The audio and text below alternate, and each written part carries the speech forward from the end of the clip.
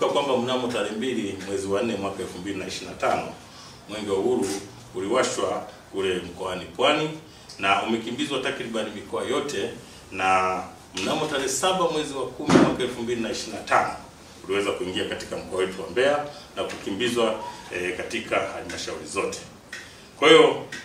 baada ya mwenge huu kuingia tarehe 7 mwezi wa 10 katika mkoa wetu wa Mbeya,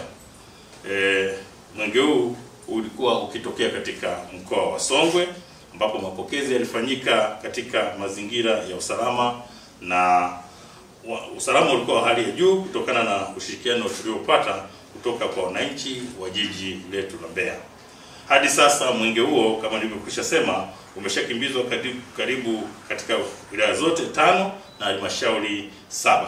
na kote huko hali ya usalama imeimarishwa kiasi kikubwa kwa ushirikiano wa wananchi, jeshi la polisi na vyombo vingine vya ulinzi na usalama pamoja na wadau mbalimbali katika kuhakikisha kwamba mwenge huu unapita salama. Kesho mnamo tarehe 14 mwezi wa 10 mwaka 2025 mbio za mwenge huu wa uhuru zitahitimishwa hapa jijini Mbeya, ambapo utazimwa rasmi ukiashiria pia sikukuu ya kumbukizi ya hayati Mwalimu Julius Kambarage Nyerere ambaye ni baba wa taifa. Jiji la Mbeya limeshapokea wageni wengi na tunatarajia kupokea viongozi wengine wa kitaifa kuwasili katika mkoa wetu wa Mbeya ili kuweza kushiriki shughuli hiyo ya kitaifa ya kuhitimisha mbio za mwenge wa uhuru. Jeshi la polisi mkoa wa Mbeya linatoa wito kwa wananchi wa jiji kushirikiana na jeshi la polisi pamoja na kuendelea kuimarisha utulivu na usalama ili sherehe hizo ziweze kufanyika na kumalizika kwa amani. Aidha, kutokana na wageni mbalimbali ambao wamekwisha wasili na wanaoendelea kuwasili, tunatoa wito kwa watumiaji wa barabara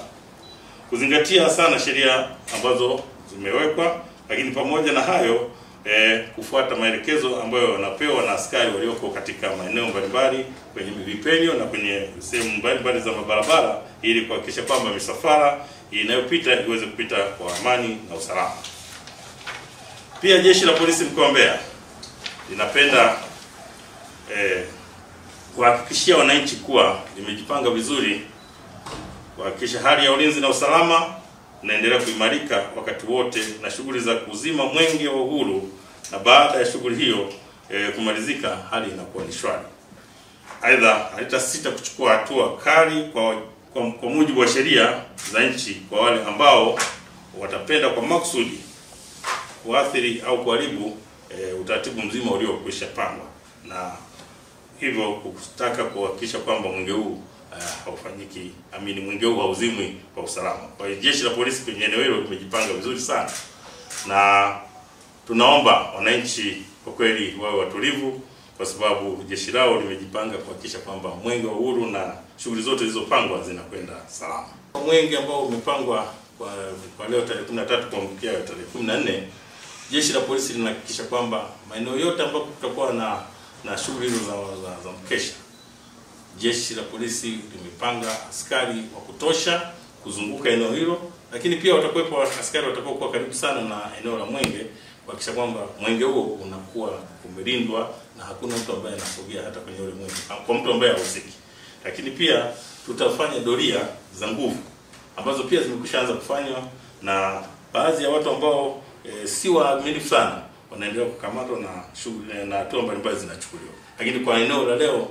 kwa siku ya leo, na eneo hilo la mwenge litakuwa na unyeti